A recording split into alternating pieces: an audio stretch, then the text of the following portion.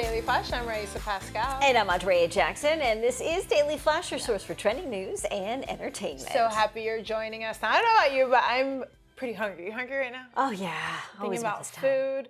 So I heard this story, and it's I want to get your opinion. Okay. So this male nanny, our producers were saying a manny. That's a new word. Male and manny. Okay, sure. So he worked for this couple, $6.5 million mansion, like super wealthy. Ooh. He was chopping a lobster for their son's dinner and injured himself. Ooh. He cut a ligament in his wrist. He sued them for his surgery, and they refused to pay, and they sacked him. Now, he filed a lawsuit. Before I tell you the verdict, what do you think? Do you think that is a warranted lawsuit? If he's an employee of the family, yeah. I would assume that they would have covered his health insurance or even offered to pay for the surgery, but it sounds like they did not. Yeah, and he did lose the lawsuit. Really? Some people are saying, if you injure yourself, like he was chopping the lobster, they didn't put his wrist out and but thing is, he was doing something for them. So it's kind of brought an interesting debate on when you injure yourself doing something for another person. You were still the one who caused the injury upon yourself, but it was for the benefit of someone else. So he tried to sue them, but he lost the lawsuit. He tried to sue them, he lost the lawsuit, and he lost his job as well. Oh my goodness. So hopefully can still eat lobster. Yeah. You might be a little torn off, but I'm hungry. I could eat some lobster. Well, we continue today's story about how breast cancer survivors are turning to tattoo artists as part of their recovery phase, and they are turning their scars into works of art. Breast cancer survivor Miriam Sheffer started a website devoted to the specialized tattoo art form. Last year, after Miriam's own surgery, she said the scars left her devastated. She said it took away her self-esteem and the way she looked at her own body. So she admitted she cried a lot as well. The charity provides free tattoos for breast cancer survivors. Jacqueline Van Shake, the woman who you might see here, said of the ink, "I look at the tattoo now and I don't see the scars anymore. It really works, and it's changed the way I view my body." And it's so important to give them the opportunity to still feel beautiful and enjoy their body and appreciate how they look. Yeah, it's a work of art. Absolutely, a beautiful story.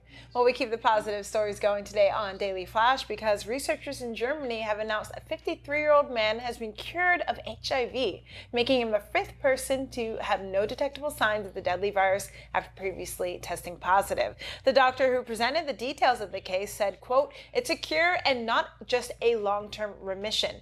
The unnamed patient joins a small group of people who have been cured under extreme circumstances after a stem cell transplant. Typically, this kind of transplant is only performed in cancer patients who don't have any other options. The stem cell transplant they used is considered a high-risk procedure that effectively replaces a person's entire immune system. Wow.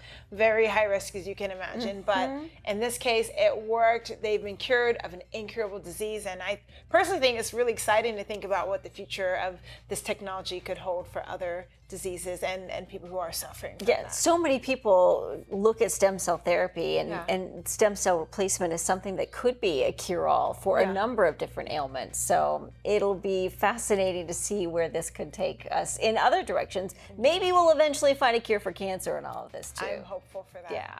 Well, the greatest of all time, AKA who's the GOAT? Well, it's been a popular debate and, of course, a recent popular music topic. From actors to zoologists, people argue who's the best. But Coldplay's frontman Chris Martin says Rihanna, in his opinion, is by far the best singer of all time. He says, quote, "I don't know Rihanna very well. I'm mainly just a fan. You have to be an idiot not to recognize she's the best singer of all time." The Love on the Brain singer recently revealed she's pregnant with baby number 2 with husband A$AP Rocky following her halftime performance show. So we got to ask, the room here, greatest of all time singers. Would you agree? No!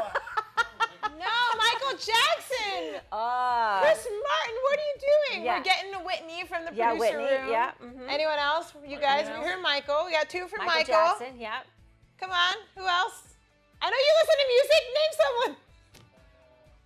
Frank Sinatra, maybe? I mean, we're going way, way back. Elvis? Not Riri. I don't care who you're talking. Like, come on. She doesn't. She's sing. good, but she's not greatest of all She's not time. Michael Jackson. We'll be back with more.